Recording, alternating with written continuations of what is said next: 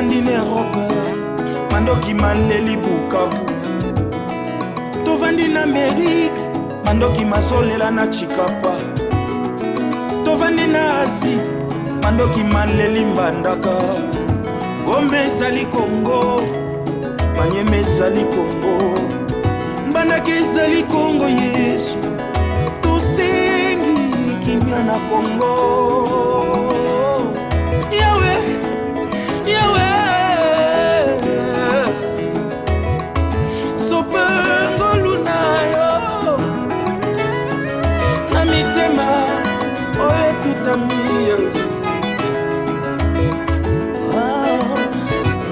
We've gathered today, united as one, singing a song of hope to the nation of Congo, and we believe that all things are possible. In Jesus' name. Toye awa devant Maison Blanche et pas wapi tozali ko remercier bande ko nyonso ba se déplacer ki po ba ya ko assister na manifestation oyo Bolanda sikoyo liboso na kota na modindo nazali ko remercier batu nyonso oyo ba participer na organisation eloko oyo na batu nyonso ba disposer ba na bango to bosani te ba panzi sango lokola Jimmy Adjanga na Canal Africa, John Image les cordons ombilical, Maman Mwangaza na radio sans effet, nous les combattants résistants, Yves Malou na Kishasa Makambo 5 sur 5 médias pene belé belé lokola janvier safari pena bande konabiso ya Bakolo State liboso na kota na modindo na kotika bino bolanda oyo nyonso bandeko basali awa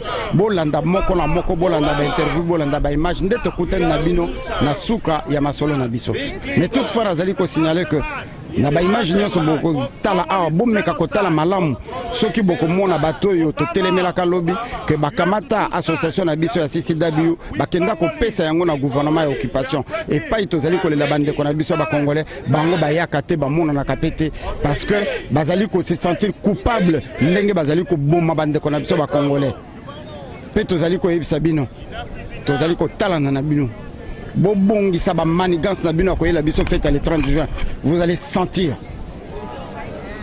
Parce que biso tozali ko lela bande ko na biso vous préparez pour boire ko bina bandombolo après avoir ko bomela biso bande ko na biso na bande ko nyonso ya mikili ya poto et pas nyonso bino bozami courage surtout bande ko ya RCK na message bokende ko passer na Paul Kagame na ba mama nyonso bazali ko telema na sima ya komba na biso o bazali ko passer ba message lokola mama ko madera pe na ibele bele ba mama nyonso moyena tanga bino nyonso awa ezali te longo nya pe lo sako pa na bino.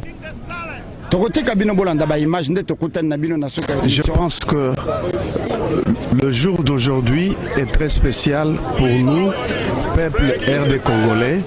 Nous avons lancé en ce jour un message si fort devant la Maison Blanche où habite le président Obama des États-Unis ainsi que toutes les autres autorités. Ce que nous pouvons dire aujourd'hui est que si le monde veut vraiment la paix, qu'on ait compassion de notre peuple, qu'on fasse cesser les systèmes de tuer les gens pour avoir leur richesse. Il y a une manière de le faire d'une façon propre. Voilà pourquoi je lance l'appel à tous les enfants de Dieu du monde. Ce ne sont pas ceux qui sont venus ici qui sont des voyous. Au contraire, ils sont intelligents et sages. Mais vous qui continuez à prier, mais sans action, sachez que quand on tue à Béni, même les chrétiens meurent. Même les serviteurs de Dieu, les prêtres meurent. Donc, levons-nous et bâtissons un autre grand Congo, là où il n'y aura pas l'effusion du sang, là où il n'y aura pas de troubles, là où il y aura la paix, parce que le peuple a une mission divine. Voilà le message que nous lançons en ce jour. Que Dieu soit béni.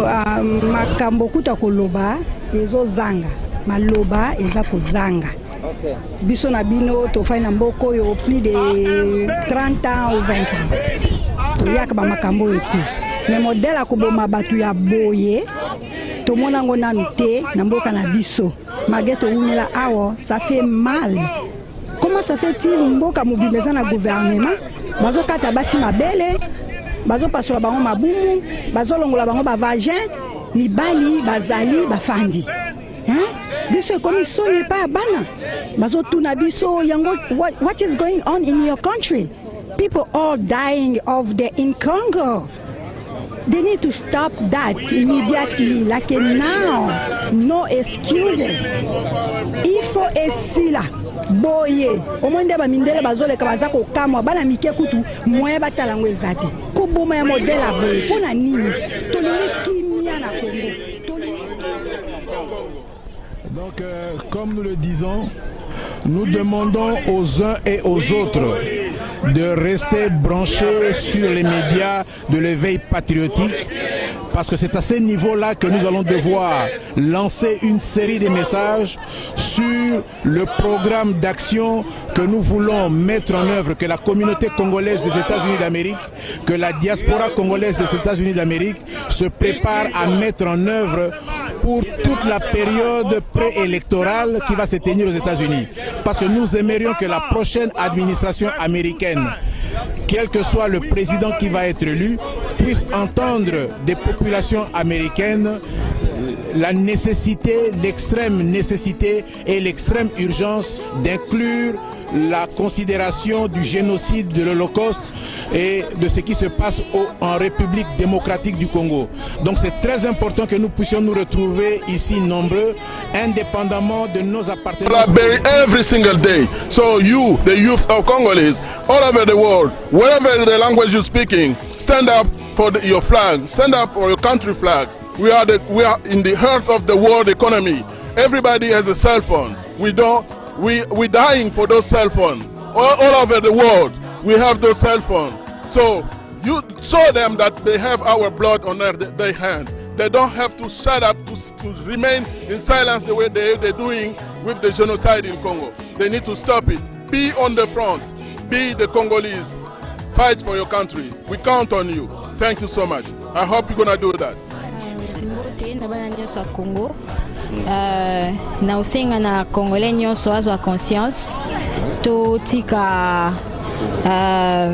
ko ignorer wezo salima na mboka po soki pe na mboka mususu batu bakufi to mona peuple mobimba mboka mobimba et puis et kendaka tina ba mboka mususu ba telemaka ba compatisaka na ba bakufi mais pas na biso to lingi silence to lingi batu mususu ba sala so biso moko to telemité mutu mususu a telema pona biso azate to lingana. Merci.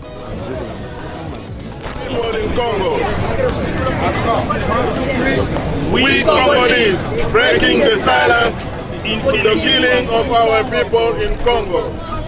We Congolese breaking the silence for the killing taking place in the Congo. We Congolese breaking the silence for the killing taking place in Congo. We Congolese. We Congolese. We are breaking the silence. We are breaking the silence For the killing that is taking place in Congo. Obama. You have to do some. Obama. You have to do some. Bill Clinton. He's the mastermind. He's the mastermind of Congolese genocide. Obama. You have to do some. We Congolese. We are breaking. The silence. Of the killing. I am ready. Stop killing in the Congo. Wandugu wapenzi, hapa tu kwenye nyumba nyeupe ya Obama. Tulikuja kusaidia wandugu zetu wamefariki huko Beni. Tunaita familia yote kutokea Lubero, kutokea Ishasha, kutokea Beni, kutokea Butembo, Ruchuru, Kiwanja, Nyamuragira, sehemu zote waungane mkono na watu wa Minembwe, Uvira, Kamanyola, Bukavu, Nyangezi, Ngweshe, Kabare, Kale, wote kabisa muungane mkono kumpiga adui, kwa sababu tumefariki kwa wengi, watu wamekufa, hatujui tufanyeje. Hakuna baba, hakuna mama, baba amekufa, mama amekufa, watoto wamekufa. Sasa tufanyeje? Tuungane mkono tumpige adui. Hatuna silaha, lakini majiwe mkuki, mshale itatusaidia. Ukikosa silaha chukua mshale, chukua mkuki. Tunasema hatutaki mauaji yenye kunapitikana kwetu Kongo, Kongo mzima, surtout yote kunapitikana Beni masiku. Tunasema hatutaki, inapashwa isha. Tunachoka na hatupendi tena kubakiana na Kabila. Manda ilishaisha, aende atuachie nchi yetu. Tulishasema ya kuchoka. Tuko na bababa, tuko na bamama, tuko na ba jeune benye biko capable ya kudirige Kongo. Manda yake ilishaisha, aende parce que tushamwambia kama bienye population limulombaka hakufanyizia population na bienye alipromettre population atafanyizia population, même promesse yake a réaliser. Angale nafanya nini? Hatutaanza 2007 na yeye ku Kongo, aende atuachie nchi yetu. Tunachoka na tunasema balkanisation haitapitikana mu Kongo na aheshimia constitution. Asante. Mes chers compatriotes, vous qui suivez ce qui se passe aujourd'hui à la Maison Blanche, parce que vous êtes partie prenante, vous êtes des fils et des filles de la République démocratique du Congo, j'ai dit aujourd'hui nous risquons de nous retrouver dans ce que nous avons vécu en 1996-97 quand des Rwandais sont venus arracher la victoire de la lutte du peuple congolais.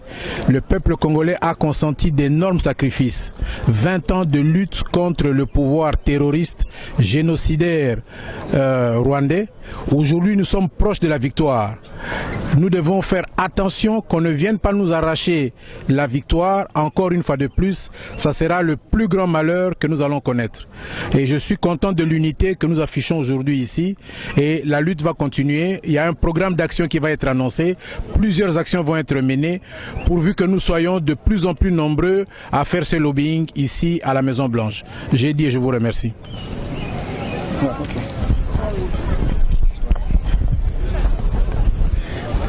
Un message pour nos frères en uniforme.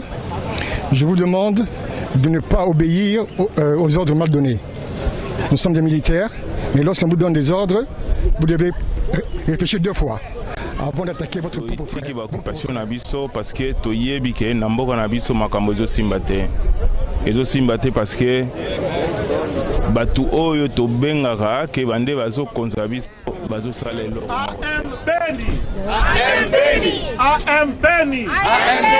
Stop killing me. Stop killing me. Because of my content.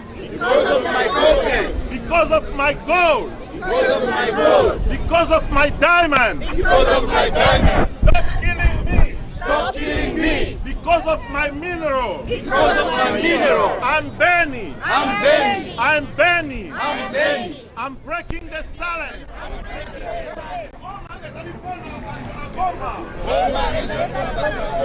Kivu ezali pona bato na Kivu. Ezali pona bato na Kivu. Ezali pona bapaya te. Ezali pona bapaya te. Toza na problème na mopaya te.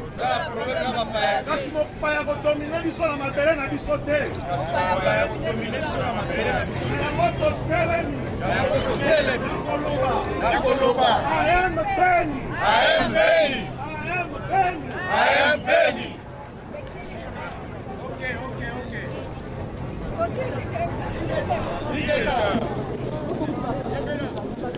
En tout cas, bande konanga bana mboka bana Congo bomoni biso ndenge nazali na bino na poko ya lelo devant Maison Blanche toye lisusu côté le mela kobundela ekolo ezali na ebele baotuna mpo nini naza na Kinshasa te, mais komba na biso ezali na facette moko ya kati ya mboka epuis oyo ezotala makambo ya libanda. Toza kocontinue ya kobunda na libanda mpona kobongisa ce qui est nécessaire parce que toyebi ke bino bato ya mboka na kati ya mboka boti motema na biso bana diaspora mpona kosikola bino na situation dramatique mpe politique oyo toza nango na kati ya mboka.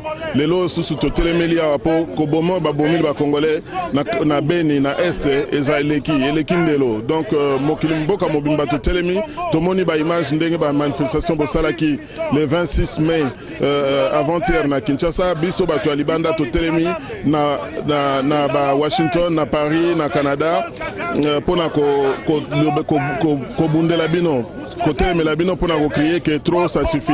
Tobo y changement ni décision à cour constitutionnelle pour permettre Kabila Atikala.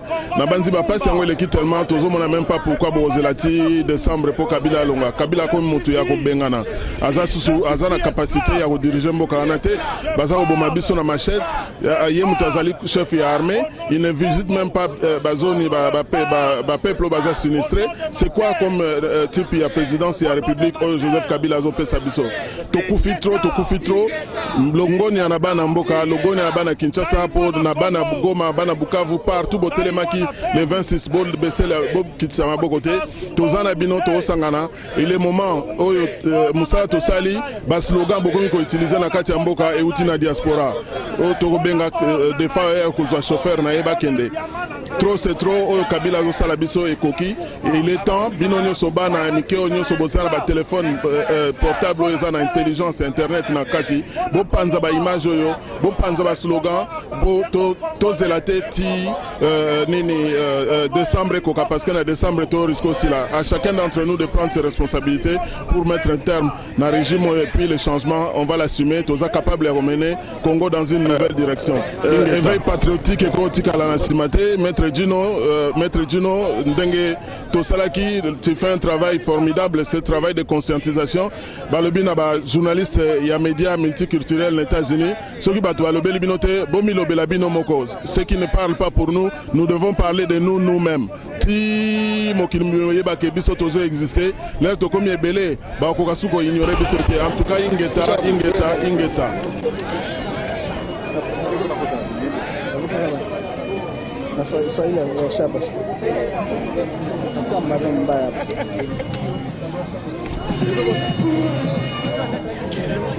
Mimi nataka kusema hivi njoo ya kale kabwana kia naua tro. Kanaua sana atuje kunyeka latoka.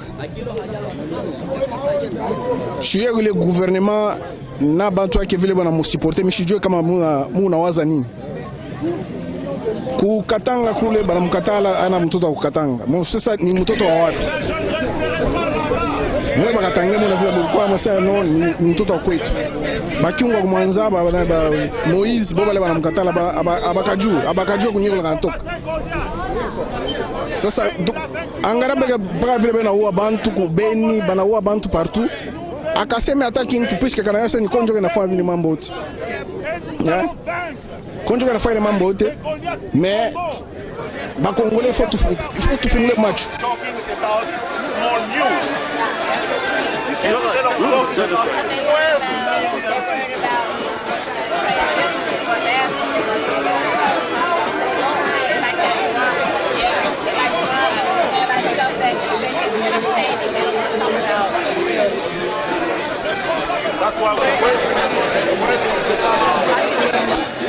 You here for long or you just working for your class? No, we live here, but we're not from here, yeah. Okay, you can get one of our numbers so that if you need any additional information, we can send it to you.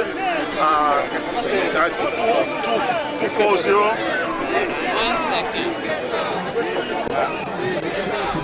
1 second. Bonjour, bonsoir, dépendant de l'heure à laquelle vous nous suivez. Nous sommes ici, comme vous le constatez, devant la Maison Blanche, où la communauté congolaise des États-Unis, toutes tendances confondues, s'est réunie pour passer le message. Le message, c'est quoi? Avant de passer le message, c'est présenter nos condoléances les plus attristées, les plus émues à toute la famille congolaise, à nos frères et sœurs de Béni. La population qui est décimée aux Congolais sont des Congolais comme toi et moi. Chers patriotes, chers frères et sœurs, totelemi awa devant Maison Blanche et pas wapi tozali kolela elongo na bande konabiso ya Beni, bande konabiso ya Butembo, bande konabiso ba Congolais, bande konabiso ya East o bazali ko bomba mikolo nyonso. Tozali na mawa na pasi na mutema ya komona ndenge bazali ko sasa biso. C'est ainsi que lelo toye awa devant Maison Blanche. To bande na nous ko remercier à tout Seigneur tout honneur, bande konabiso nyonso ya ba Congolais, ba Congolaises oyo ba se déplacer oyo ba se mobiliser na makasi oyo bosali poto koka kokuta na boye. Bande biso nyonso ya ba Congolais ba résistants ba patriotes oyo na kati Europe ba sangana ki ensemble de manière que ba koka ko passer message oyo etelemisi bana ya Congo. Biso na bino to continuer na kolanda bande ko ndena ko kota na modindo ya ko pesa bino ba détail ndenge ni to komi awa. Je remercie toute la communauté congolaise. Nous disons qu'elle est tout simplement dégoûtante, cette politique que nous impose Kabila et son gouvernement. Elle est très dégoûtante et je dis que c'est une politique qui nous impose parce que il n'a pas été voté en 2011, il n'a pas gagné les élections, mais il s'impose au pouvoir et jusque-là, il veut toujours se maintenir au pouvoir pendant qu'il est déjà à la fin de son mandat. C'est que la population lui a demandé, il ne l'a pas fait. Il est très important que nous puissions nous engager ici, devant la Maison Blanche, devant les médias américains, pour pouvoir dénoncer le génocide caché, l'Holocauste oublié qui est en cours de perpétration en République démocratique du Congo, un holocauste qui est conduit par Oyo Tobengi, celui que nous appelons Paul Kagame, qui a installé sa marionnette, son paravent en République démocratique du Congo, en l'occurrence Hippolyte Kanambe alias Joseph Kabila. Nous aimerions que dans toutes nos prises de position, nous ne puissions pas nous limiter à Hippolyte Kanambe alias Joseph Kabila, que nous puissions aller à celui qui est le maître de l'ouvrage, c'est-à-dire Paul Kagame. Paul Kagame est le maître de cet ouvrage et il est soutenu par Hillary Clinton et Bill Clinton. Ce sont trois noms que nous devons toujours inclure dans ce que nous disons. Si nous nous limitons à Hippolyte Kanambe, c'est un irresponsable. Notre message n'aura pas d'allant. Ça, c'est la première chose. La deuxième chose, nous aimerions que pour les actions qui sont à venir, vous allez suivre au travers des médias de l'éveil patriotique, il y a encore une série d'actions qui sont annoncées d'ici jusqu'aux élections. Parce que nous aimerions que la prochaine administration américaine, dans son programme, dans sa politique étrangère vis-à-vis de l'Afrique et surtout vis-à-vis de la République démocratique du Congo. Cette histoire de Benila doit s'arrêter, car au fait, c'est triste et horrible de voir des gens mourir. Au moins 14 à 12 millions de gens sont qu'il y ait une réaction de la part de l'opinion internationale. Et nous demandons à l'opinion internationale de faire quelque chose parce qu'il y a mort d'hommes. Il y a mort d'hommes. Les morts d'Afrique, à mon avis, ne servent à rien. Trop, c'est trop. Et je crois que tout cela doit s'arrêter. Cela doit s'arrêter parce que pendant près de 15 ans, 18 ans, qu'il y a toujours des morts à l'est du Congo. Et je crois que cela doit s'arrêter. Cela doit s'arrêter car l'opinion internationale, à mon avis, est complice. Est complice car ils ne font rien pour arrêter cela.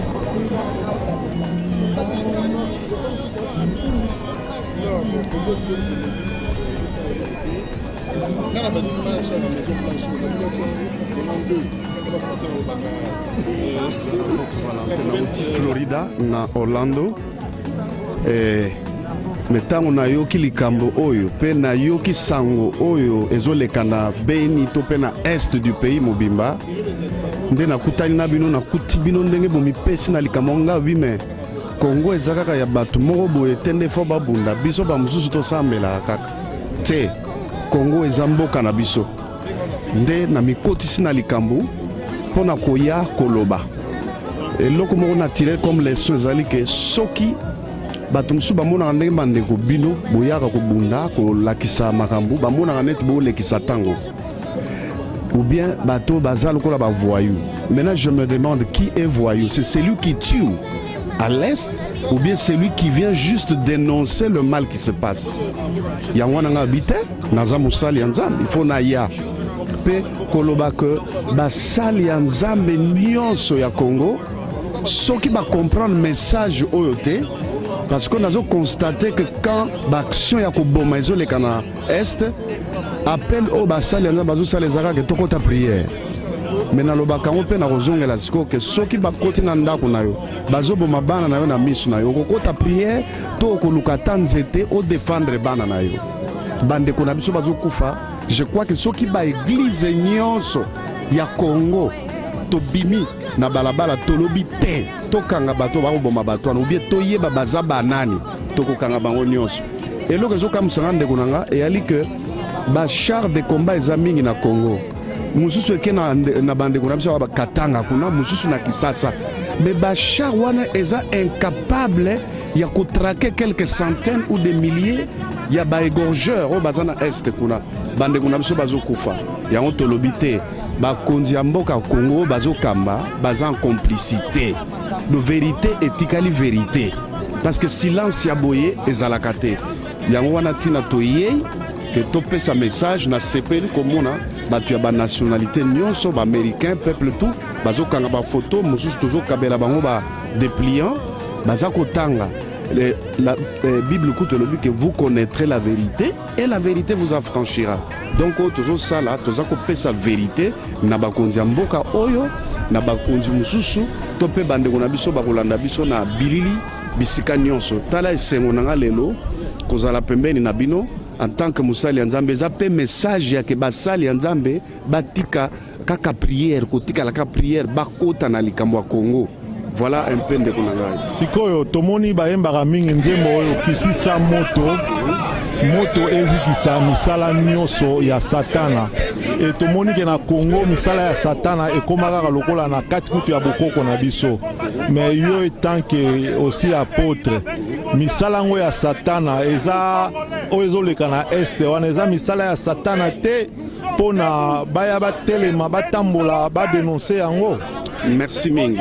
Nakanisi na ba église ya Congo to pe ba église weza na kati ya ba communauté congolaise à Libanda. Évangile o ezotambola depuis plus de 20 ans ezaka ke blocage bakoko bakangio ba démon to pesi ba kombo ba démon na ba démon bazalaka te. Biso moko ba Congolais to créer yango. Nzokande ba vrai démon eza bato oyo bazoko diriger bamboka. Ba bino président mais aza agent ya Satan. Batieli bino ba ministre wana ba agent ya diable. Donc oza ko confirmer que Hippolyte Kanambe aza agent ya diable. Naza ko loba malamu que ba président tomoni na Afrique. Je crois que ba monaki ba tumususu baza ndenge baza ko gumbama liboso ya nini na franc-maçonnerie. Pe baza ko la pandai ko loba ke ngana ko trahir diable te. Ko trahir diable te li ko loba ke na ko boma bato. Na ko sala bato mabe. Ndetina ba cheba président wana nyonso yango tina tokolobake mboka na biso po ebonga il faut bonzambe ezonga soki bonzambe ezongi tolongoli biloko bosoto ya ba diable ba démon wana nakanisi Nzamba kosala mingi na mboka na biso. Sikoyo bonzambe oyo toza koloba ezonga eza bonzambe ya kofanda na église ou bien bonzambe oyo ebimisa peuple congolais na article 64 na soulèvement populaire pour na azwa bokonzi na ye eza bonzambe nini oza koloba yo etant que mosali na Nzambe message nini okoki kopesela na ligne wana te. Merci. Article 64 eza loi oyo bavotaki pe baye koloba ke peuple na référendum a voté yango c'est que bazolanda nani mobeko mobimba mais batosa mobeko mobimba soki peuple amoni ke sikoyo baza kokoka te bakonzi balingi kolongwa te baza kotambusa pe malamu te peuple sikoyo bakozwa article 64 batiango en pratique po elobi boye soki moto azwi bokonzi na makasi pe alingi kosala ngo ndenge esengeli te bapeuple batelema. Alors, il y a on a lancé appel que ma peuple batelema. O ezali kambo ya kufa na kubika. Bakota na balabala parce que zandenge loi oyo wana bavotaki ezakoloba. Donc nous lançons l'appel, to lancer l'appel, to bengi basali anza ba église pe na koloba boy bandimi. Tango bozo kufa wana na est wana bandimi pe musu bazo kufa. Basali Nzambe mususu pe bazo kufa. Mais surtout tikali na ezali kola ba 4 lépreux balobi surtout tikali tokokufa. So pe toke tokokufa malamu tokenda. Je pense que c'est le moment de se lever comme un seul homme défendre les valeurs culturelles na biso pe na kanisi ke armée moko mokile l'équipe peuple ezalaka te. Merci Bishop Kanyinda.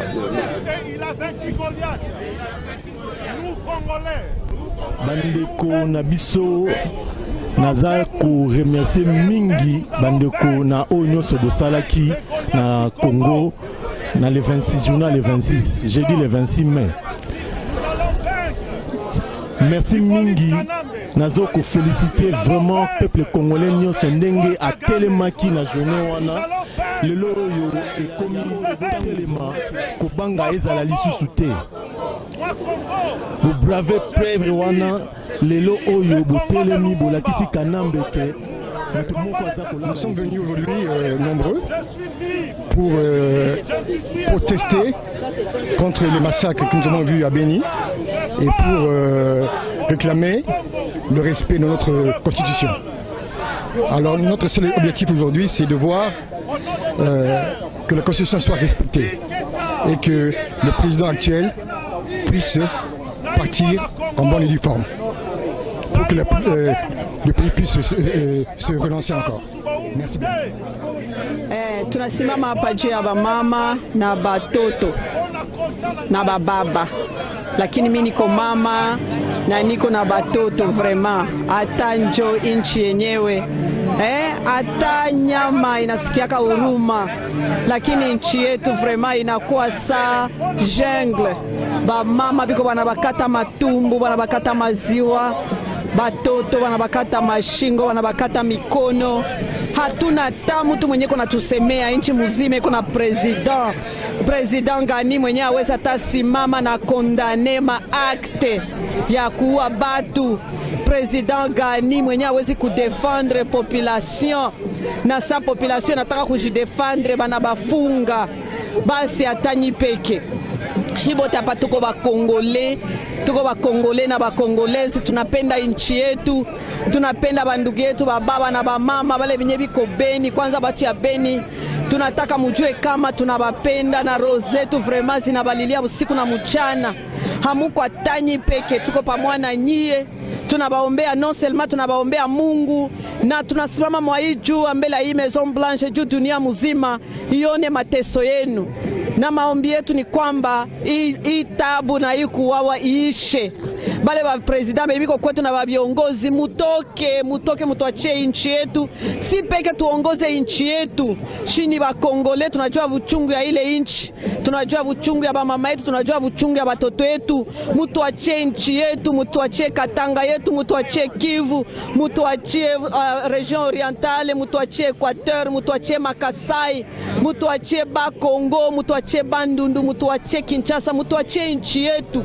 Tuko ba Kongole na sibote tunapendana, hakuna Kongole wa este na wa weste, shibote tuko sawa. Mutuachie nchi yetu, tuko na makapasite na makapabilite, tunaoza uongoza ile nchi shipeke, na tutaprouver communauté internationale kama tuko capable. Nous avons des hommes et des femmes qui sont capables de conduire, de diriger ce pays. Nous sommes à mesure de nous diriger nous-mêmes. Ba étrangers batuachie nchi yetu, ba Rwandais, ba Ougandais, ba Tanzaniens, mutoke kwetu, ba Juif, ba Zambien, mutuachie nchi yetu, mutuachie nchi yetu, ba kaka, mutuachie nchi yetu. Tuko à mesure ya kuongoza ile nchi sipeke. Non seulement nous sommes à mesure et nous sommes prêts. Constitution yetu inasema 2 mandats. 2 mandats inatosha, kusiongezeke kwa hata siku moja. Inaenea, inatosha. Nous sommes prêts ya kukamata nchi yetu na kuiongoza sipe.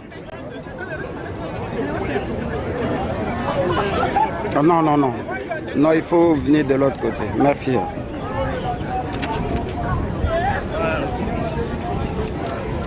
Keep turning. Balola ka page, pardon. That's it.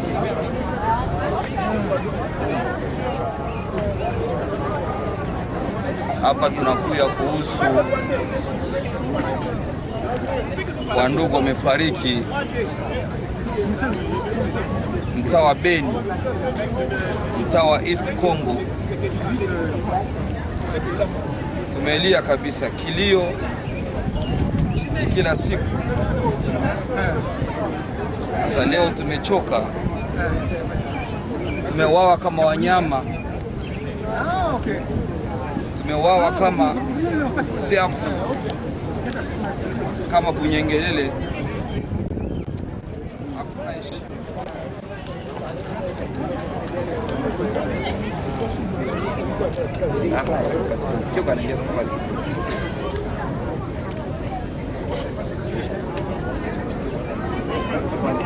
Nilikuwa na bwana nikaitosha nikakubali kanua nikaitosha kauza anaondoka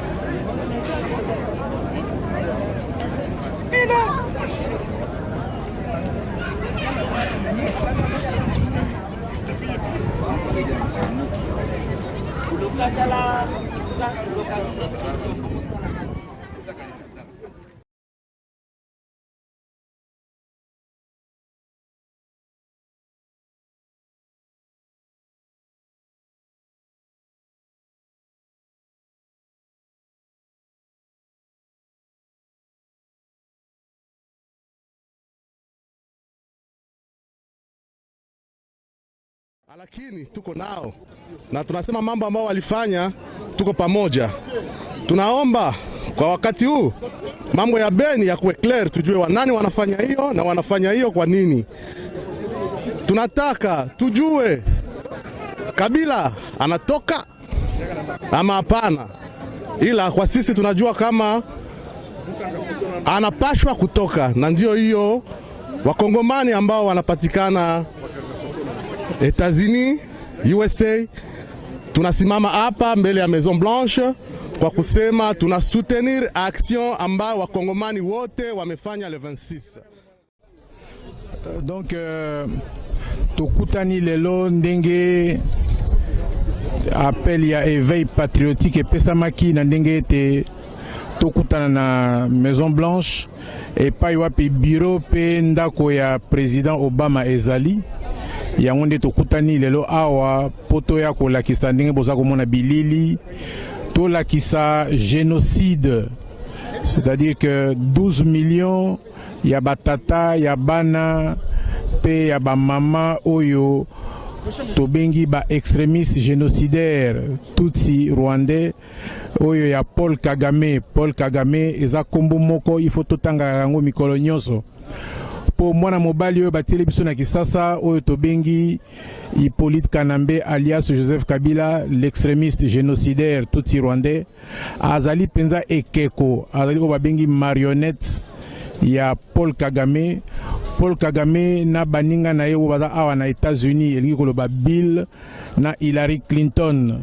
Soki boke na Kigali bokomona ba bureau na bango kuna, bango bato baza kosala elongo na Kagame ndenge batie ekeko na bango marionnette na bango na Kisasa ndenge baza kosilisa bana ya mboka. Ce fut un réel plaisir ya koyamba bandeko tour à tour o bauti ko passer message awa et sengo na biso ezalaki ya kozala na bino ensemble na oyo muke tolobi awa.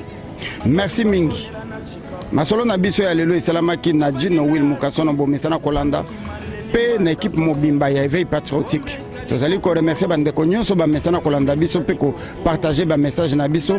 Tozali ko remercier Kevin Maizo, tozali ko remercier John Image le cordon ombilical, Jimmy Adjangana Canal Africa, Yves Malou Kishasa Makambo, Mama Lumière, Mama Mwangaza na radio sans effet, nous les combattants résistants, Hat 243 na ebele Otobosani 5/5 médias na kat États-Unis, Tobosani janvier Safari na kat États-Unis, pe na ebele soba panzaka basango moya kotanga bino nyonso ezali te.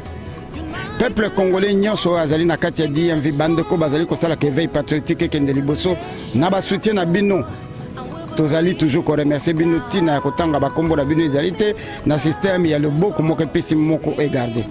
To remercier ba Kolo State Gary Wele autorité kosala na ye moi entrevue awa. Pe tozali ko remercier na bino nyonso botika ki ba occupation na bino po boya ko passer message natina ya Beni. Bandeko na biso bazwa ki tenter to ko blâmer binote. Mais ba oyo volontairement lokola bandeko oyo batikala na kati ya CCW na bi batikala po batindela biso mikanda ke tozali ba congolais lisusu te tolongwa. To pouvoir ki yango pe tolobaki yango ke bato oyo bazali en connivence na gouvernement et occupation bino moko bomoni comportement. Na Congo bandeko batelemi po ba compatir na bandeko na biso bazali kokufa ndenge salamaka partout dans le monde. Quand il y a un Français qui meurt, c'est toute la France qui est en deuil. Quand il y a un Belge qui meurt, c'est toute la Belgique qui est en deuil. Mais pas na biso na Congo bazali ko boma gouvernement elingi kututé peuple congolais a manifesté soutien na ye pa ya peuple a tcheli bango bazonda bazali ko laksa que c'est le gouvernement de l'occupation ezali ko boma bandeko na biso na Beni. Normalement na bamboka o ezali organisé matata mpoyo na baninga na nyonso bazali na kati ya gouvernement na bazali démissionnaire en commençant par Hippolyte Kanambe ndenge moko tomoni liboko ya PPRD awa na sima ya communauté congolaise oyo tosala awa na kati ya DMV bino moko bomoni na image ata moko oyo azali membre ya comité ya communauté congolaise ya DMV azalité. Mais lobby bakoya na mbongo ya ambassade basaleli bino feti bino nyonso botondi na kati ya feti. Na bino bato bovandaki na ndako bozali kozela lobby dimanche, alléluia, amen. Nzambe a lobby yango na kati ya Bible. Quand j'étais malade, vous m'avez pas rendu visite. Quand je manquais à boire, vous ne me l'avez pas donné. Yesu oyo bosambelaka ntango ayokaki Lazare akufi akendaki na église te akendaki kotala Lazare biso toye kotala bandeko na biso ya Beni na sima ya sitting awa na Maison Blanche bino bovandi na bandako lobi bokotonda na l'église bolekisaka temps ya koremplir bapoche ya bacharlatan ya barançonneur oyo tobengi bapasteur oyo bozali na bango parce que sika kolakisa bolingo yango oyo si votre Dieu était amour tongai tomona bino awa nazali kotinda message na bato nyonso bazali koconstitue corps ya CCW malgré bozali badémissionnaire mpe tosi tolongola bino bomeka kutu bablague na bino ya koya na bafeti te pendant que biso tozala kolela bandeko na biso parce que lelo devant le monde entier bolakisi que bozali en connivence na gouvernement ya occupation parce que oyo ezalaki manifestation ya baopposant te ezalaki manifestation ya baparti politique te même quand cela ne tienne ezalaki likambo ya bana ya Congo mingi ya kolobeli ntango ya kolobeli ezali te. Nous vous remercions infiniment pour votre fidélité à l'éveil patriotique ingete pa nyonso bino bozali. Souviens-toi de ton identité congolais, car celle-là est ta nationalité pour toujours. Ce n'est que dans l'unité qu'on peut vaincre la médiocrité.